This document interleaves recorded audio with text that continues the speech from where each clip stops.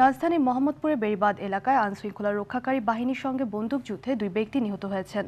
তাদের মধ্যে একজন ৯০ জেএমবি শীর্ষ নেতা নুরুল ইসলাম মারজান বলে দাবি পুলিশের।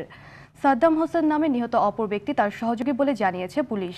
গেল রাত ৩টার দিকে রাজধানীর রায়ের বাজার বেড়িবাঁধের কাছে ডিএমপির কাউন্টার টেররিজম ইউনিটের সঙ্গে এই বন্দুকযুদ্ধের ঘটনা ঘটে। তাদের লাশ ঢাকা মেডিকেল হাসপাতালের মর্গে নেওয়া হয়েছে। পুলিশের মতে গুলশানের হোলি আর্টিজান রেস্টুরেন্টে হামলার অন্যতম পরিকল্পনাকারী ছিলেন মারজান।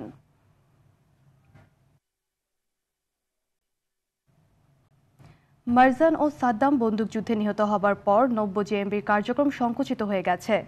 মুসা সহ সংগঠনটির বাকি নেতাদের শিগগিরই গ্রেফতার করা হবে। সকালে নিজ বাসায় অনির্ধারিত সংবাদ সম্মেলনে এ তথ্য জানালেন স্বরাষ্ট্রমন্ত্রী আসাদুজ্জামান খান কামাল।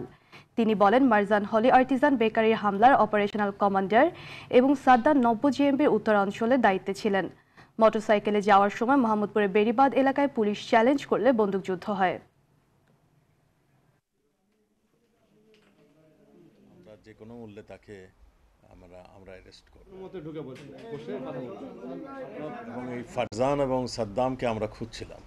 কালকে গভীর রাত্রে যখন এরা যাচ্ছিল মোটর সাইকেলে করে, তখন চ্যালেঞ্জ করলে তারাও বোমা বিস্ফোরণ করে, তখন পুলিশের গুলিতে এরা নিহত হয়।